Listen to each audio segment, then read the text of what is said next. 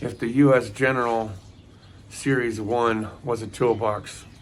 That's what it would look like. No, but seriously, I'm just waking up, trying to get with the program here. Little morning coffee, little morning cigarette.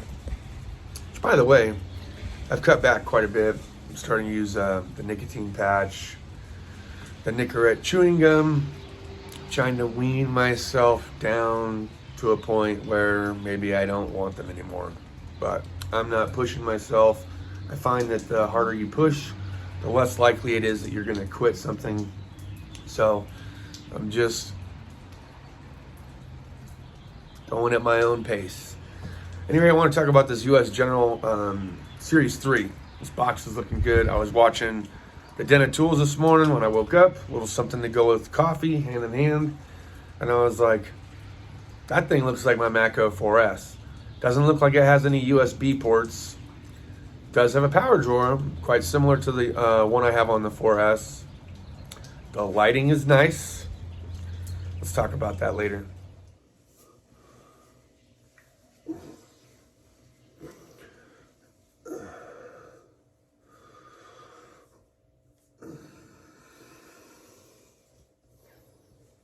There. Now we're starting to look like a Gen 2 Harbor Freight toolbox. I had the Gen 2. I've owned the Gen 1. I haven't owned the Gen 3. But the Gen 3 is looking nice. Okay, I'm not going to lie. It looks really nice. I like what they've done improvement-wise. I'm going to reach out to some of my old buddies at the Harbor of Freightses and see what kind of Q&A I can get out of them. And then we'll raise it up for discussion at some point. All right, back to the grind, my friends. So I'm heading off to work. It's kind of a short trip, but you know, the time I've spent here so far, you know, by myself, getting back into YouTube, you know, time spent with my daughters, the time that I spend with my new little son, you're in your thoughts a lot. And I was thinking about some of the commentary that I saw as far as, you know, how many times I left and returned to Ron's Automotive. And each time I learned a valuable lesson about myself and who I am and what my capabilities are and are not. The first time I left, I kind of got scared out of it, to be honest, because it was my first time working on really a whole bunch of different cars, a whole bunch of different years of decades of difference, really. And I didn't have the tools or knowledge about this stuff, didn't really give myself the full chance. So after about 5 months, I had left and tried to return back to the dealership. Luckily enough for me, I left on good terms and was well liked enough to be able to have returned. That second time I returned, I was not afraid anymore. The only thing I was afraid of was failure, and I wasn't going to fail because at that point in time I was like, okay. So I was scared out of it. Now I'm going to work on anything and everything that they give me, and I'm not even going to question it. And if I get hung up, I'm just going to ask questions. And then I rode that out for about 5 years. The second time that I left, I was of a different opinion when I left the second time. I was going through some rough stuff at home, but I was really thinking about this technology wave that we're going through with cars all going EV, or for the most part going EV, how they want to stop the production of the gas vehicle by, 2025 or 2030 or something like that here in California. So I was like, well, it won't be too much longer after that, and I don't know where we're going to stand technology-wise as an independent shop. Maybe I should, jump back to the dealership, get some of that education, learn about EV vehicles, and then become overall smarter. Because I've always just been a nuts and bolts kind of a guy, never really did too much with electrical. So the second time I left for growth. And, I did get a chance to go to some electrical classes. There was a lot of struggles and strifes through the new relationship that I was going through. I really tried my best at the different places that I was at, but didn't feel like a good fit. You know, I kept on trying on these gloves that just didn't fit. And the real person that I am, the person that you guys know me to be, I really am more of a nuts and bolts, independent kind of a lifestyle mechanic. I did work in the evening and on weekends from time to time for them for a little bit. Shortly after I had left, I was still kind of there, even though I wasn't.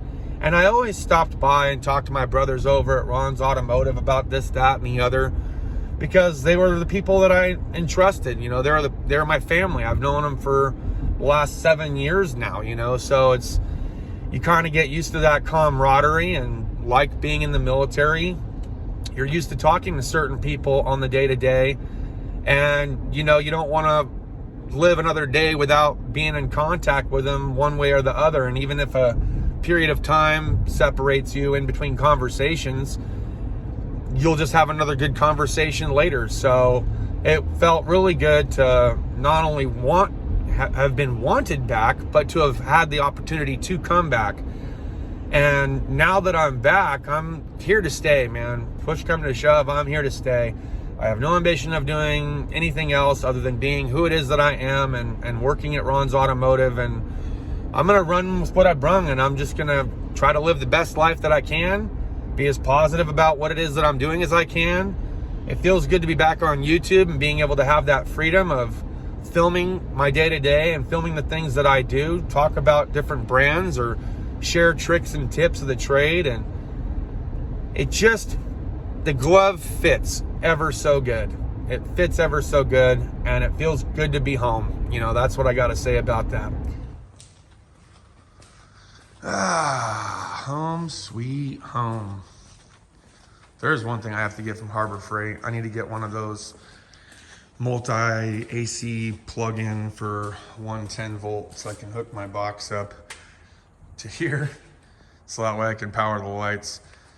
Someone asked me if I was doing a toolbox tour or something like that. I don't have a service cart, so someone was asking if I was doing a service cart tour. I will do a toolbox tour at one point once we start getting some light. Okay, there is a 10 millimeter holding the intake on. You can see it or not. Right there. Gotta take that off. Nice. Man, it's good to see some old familiar faces, man. This is cool. Too cool.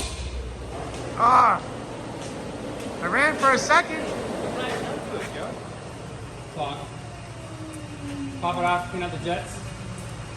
You pop top off or pop the whole carburetor off? Probably pop top off. So here's what that 2.4, 1.4 multi-air variable valve actuator assembly tool looks like. You can see it just goes right behind the plate. Presses down, lifts off. I want to say you're going to want to take the bolts out of the variable valve actuator first, though. Before you do that, back here, because then it'll be covered up once you put the plate in place, if you see what I'm saying. So take the back row out, and then you can leave the front row in.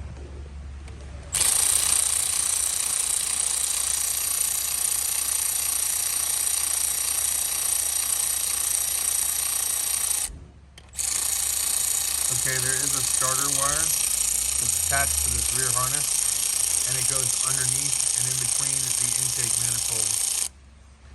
If we can get a little lift out of this, what we can do is we can try to snake the intake around that starter wire so it doesn't have to come off. That's my thought process. Oops. Guess I didn't crack this one loose first. There we go. Oh, battery's dying.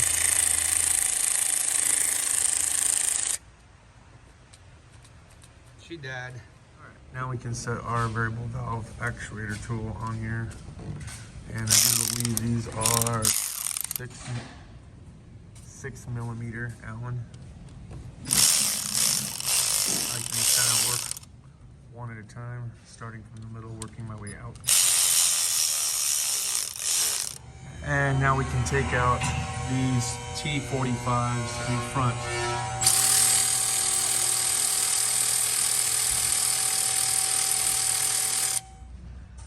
If you're doing a cylinder head job on these, I would replace this gasket. If you don't, you will have oil pressure issues.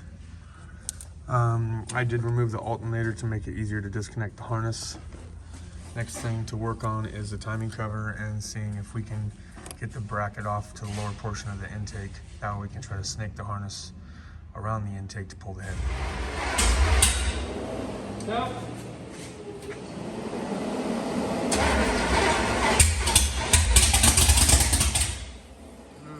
All right, so overall, not a bad day. Ended up doing a couple of CV axles, oil change and multi-point, and then did front and rear brakes on a V-dub.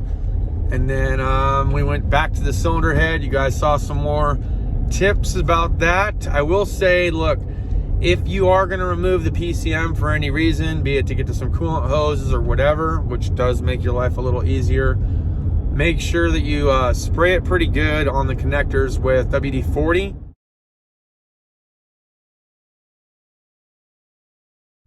Use some shop air to try to clean them up because it gets dirt and grit stuffed in there. And if you just try to push it and force it, they break. So don't break them, just spray them with a little WD-40, then clean it up a little bit, you'll be good. Okay, I was incorrect about this starter wire. So look, on the front wheel drive, you can take the little tiny intake manifold bracket that's on the underneath side off, and then you can just slip it right past the wire.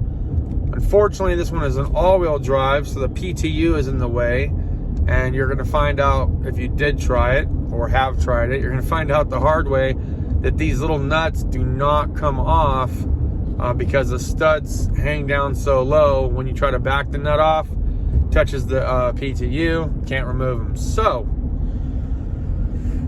we have to go another way with this. So what we're going to do now is we're in the process of removing the intake manifold. Hopefully we can sneak it up and out. Hopefully there's enough room there. I do not want to have to remove the Pt.2 if I don't have to. I was able to get the little shield off that's held in by 4 8mm threaded screws. Tomorrow we'll take the 10mm out. I like to use a magnetic socket because that way it holds the bolt when I'm taking them in and out. But you're going to find that if you try to do it without a magnetic socket, they will fall off. And with that Pt.2 being there, you might have some struggles and strifes trying to find them again. So that's all I got for today's video. Thanks for joining me today. More fun work to come. I'm looking forward to it. I'm going to try to do some daily vlogging during my normal work week for right now. I do want to bring back TGIF, so we'll be doing that. We might throw in an extra live stream here and there, but hopefully you guys enjoyed today's content. I am editing on my phone, so video narration is limited. I'll have to wait until I get on my feet again, and then we'll look to getting some better thumbnails and all that other stuff that everyone seems to like. But for right now, we're just kind of shooting it a cappella. So we'll see you guys next time. Cheers, deuces.